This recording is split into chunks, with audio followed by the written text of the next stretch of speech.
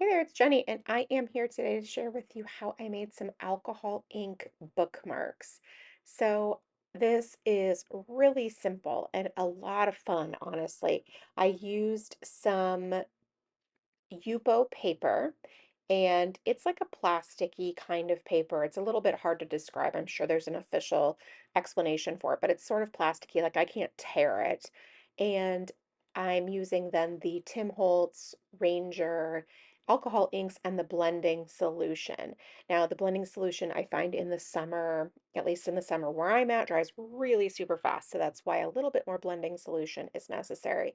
And I also think the blending solution is just rubbing alcohol, but I'm not entirely sure either. So don't take that as like, oh my gosh, that's, absolutely true.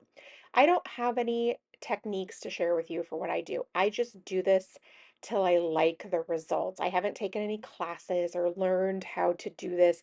I just do it the way that I think looks good and like I'm happy with it. And then I'm finished because this is really just sort of meant for me to be a really fun, creative project.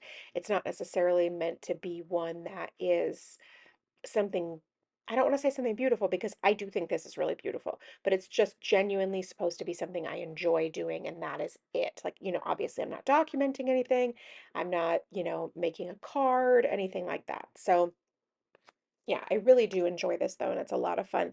So I'm just putting all of these in rainbow order. And obviously, I'll put some ink down, put some of the blending solution down, and then depending on how I feel about the colors, I may add more color and I may go back and blend a little bit more. I find that the way that the yellow often settles results in some darker lines that I don't love. So I usually end up having to blend out some of those edges a little bit more.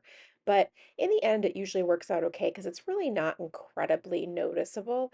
I find that I don't worry too much about any of it until the end result. And then it is completely just finished and I see how big of a deal it is then, like any spots that I didn't love during the process. So now it turned out and it's gorgeous, right? Like you've got this just rainbow and all these beautiful bright, and honestly, the colors are even more vibrant than they appear on screen. So now I'm just taking these and cutting them apart, and they're about probably like 1.75 inches wide. These are just going to be bookmarks. For a few of my friends. And then myself too. I'm actually keeping a couple of them for myself as well. And so I wanted to just have them fit in a variety of sizes of books. And so that's why about 6 inches long and about 1.75 inches wide worked well, because even like a small little paperback, these would fit in well. So I chose out a handful of the different strips, like the ones that I liked, and I decided that those would be the ones that I would give to my friends. And so I chose these Sharpie paint pens. They're so fun to use, by the way. And then I am writing their names and a couple of little accents on there to each one. See, it's so cute. And I love the contrast of the black on that bright pop of color.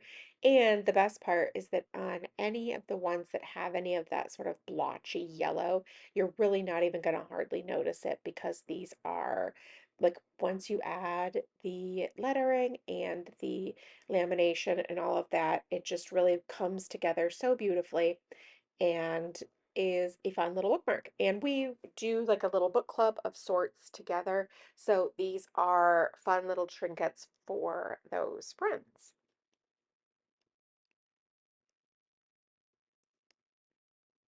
Now, like I said, these Sharpies, they are paint pens, and so that's why they work really well. Permanent markers would have worked well on the Yupo paper too, but that's why these work well on the Yupo paper. They're not just brush markers like a Tombow or something like that, because as we already talked about, the Yupo paper is sort of plasticky, so you need something that's really actually going to stick to that type of paper.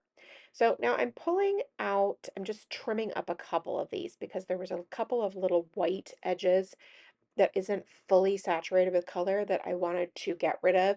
And so those are extras. but I still wanted to trim them up nonetheless. So now I'm going to use my laminator, which is just putting these in a little lamination sheet, and then I'm going to run it through the laminator to make these a little bit sturdier also. And this is just a super inexpensive laminator. You don't need a fancy one at all. An inexpensive one does the trick. And obviously, if you have a Heidi Swap Mink, that will do the job just fine. You don't even need a laminator. You can use that.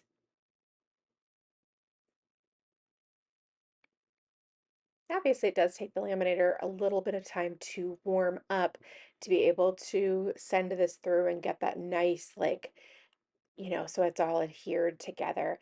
And then, it's a fairly quick process. I mean, obviously, it's not really quick while you're watching it, but it is just fine and doesn't take too terribly long. So, yeah, then I run it through and then it makes the colors just pop. And I love that then this is going to be a nice, durable bookmark. Even if you're reading it in the bathtub or something like that, it is going to work just fine.